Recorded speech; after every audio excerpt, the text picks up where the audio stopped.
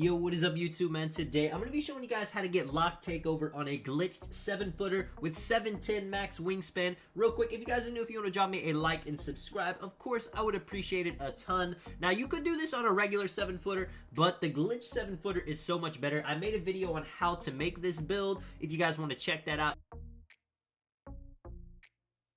Now, lock takeover on this glitched 7-footer is honestly broken, and I think that this could honestly be the meta lock. If you guys think about it, this glitched 7-footer only has about 6 less speed than the glitched 6'9" that everyone runs in Pro-Am, and it's 3 inches taller. Now, there are some rules on how to do this, so I'm going to go ahead and tell you guys. And real quick disclaimer, people have made videos on this. I'm just here to tell you guys the rules on how you can make it, and I'm going to show you guys the best version. So first things first, the block has to be an 89. If you go any higher than that, it won't give you the lock takeover. Now, you still get Chase Down Artist Hall of Fame and Pogo Stick. You do miss out on Intimidator Hall of Fame and Rim Protector Hall of Fame, which is unfortunate, but I do think lock takeover is more valuable than that. Interior defense has to be 83 or lower. If you go any higher than that, it's not going to let you. The last 3 things, the pass accuracy has to be 91. I'm not totally sure why, but if you go 90 pass accuracy, it doesn't give you the lock takeover. The ball handle can be a 50 max, so you can get the unpluckable on bronze. And when it comes to post control, you can't have it too high to the point that you get post takeover, because if you get post takeover, it's going to take over the lock takeover. Now that seems like a lot of steps, and there is a reason you rarely see 7-footers with lock takeover. You have to be very specific about how you upgrade your build, but this is how you do it. After you make sure you have those steps checked, then you can make the build however you want. Now really quick, let's talk about why having lock takeover is so huge on a build like this.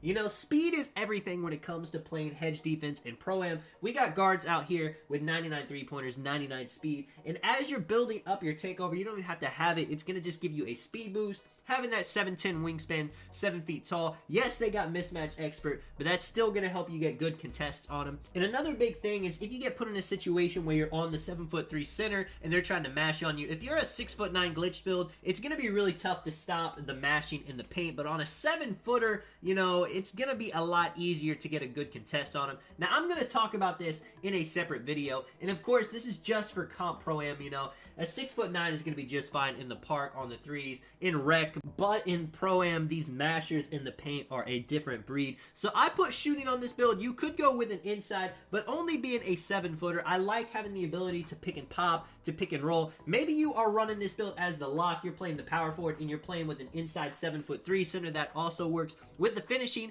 I got to get the close shot at least to a 93. My driving layup, driving dunk, I like them up as well, and the 90 standing dunk for the elite big man contact dunks. Now you may be thinking, do you need close shot if you're playing with another inside center? You could probably get away without it, but I still like having it on a build like this. I got to get the 91 rebound for the rebound chaser gold. You see the physicals, I'm a huge fan of putting them all up except acceleration. You know, you're not going to be doing too much with the ball in your hands on a build like this. So if you want to save attributes, you could definitely lower it. Offensive rebound, it's one of those things that since we can shoot, we're not always going to be in the paint, so you don't need it absolutely max to a 91, but that is up to you. And you see, boom, you got lock, you got rim, you got glass, and you got sharp takeover. The only category you're missing out on this build is post control, and you could put a little bit up, but the reason I would make this build is to guard ball with the lock takeover, with the 7-foot. I got the crazy defense. You see, I'm even showing you guys putting the ball handle all the way up. It just doesn't allow you. It takes the lock takeover away and actually gives you shot creating takeover.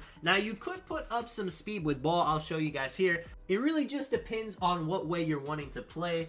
I'm making this build specifically to be an on-ball lock for Pro-Am with the lock takeover, so I'm not too concerned about actually having the ball in my hands. I'm just trying to catch and shoot, pick and pop, pick and roll, do some mashing in the paint. But I do know people like having options. A lot of people do like having the ball in their hands. Maybe they want to play the 1v1 market with this build, and it could definitely go crazy in there, I'm not going to lie. On the 2s, on the 3s, in the rec, this build can really do it all. And if you guys are wondering where you should take attributes from, if you want to add more speed to ball, I would say take it off the driving layup. There's not really any real reason to have it that high. You guys know most people prefer dunking in this game over layups. I actually just made a video about it. 2K has a long way to go before they really make layups relevant in the game. Let me know what you guys think of this build in the comments. Now, in Comp Pro-Am, everyone has their exact lineup they want to run. Every team does their own thing. So if you go out there and you're like, I want to play on-ball lock with my 7-footer, people are going to call you crazy. But the team I run with, we actually have a 7-footer guard ball. He doesn't have the lock tick on his build, so it's not as ideal as you would want to be. But since they patched the LT lane steals with the Hall of Fame interceptor, it is a very viable option. And maybe you just want to make a 7-footer, but sometimes you put it the power forward, even the small forward if you're playing Reich, if you're playing with randoms. This lock takeover is actually going to make it to where you can play on ball. You could play kind of like a wing, like a 7-foot wing player, which is just nuts. You know, you can switch these takeovers around. If you're playing as the center on your team, you could always throw on rim or glass. The more versatile you are, the more fun the game is, in my opinion. You see, it is called a two-way facilitator. You're compared to Tim Duncan, Jaren Jackson Jr., you know, the shades of always doing their weird comparisons. Looking at the build, again, there is no weakness. The speed, the vertical, the stamina gray, all the defense is amazing. The only thing you don't have on this build is the post control, so you can't back people down that well or post spin them. But if you get to the paint, you know, you can hook, you can do a close shot, you got the driving ability. And they got to respect your shot, so you're going to be able to drive past them, get to the paint pretty easily. Badges like Grace Under Pressure, Fast Twitch, Limitless Takeoff, Posterizer, Rise Up, I would definitely recommend that. I would have Putback Boss at least on bronze. The more the merrier. When it comes to shooting, again, you're probably going to be spotting up with this build.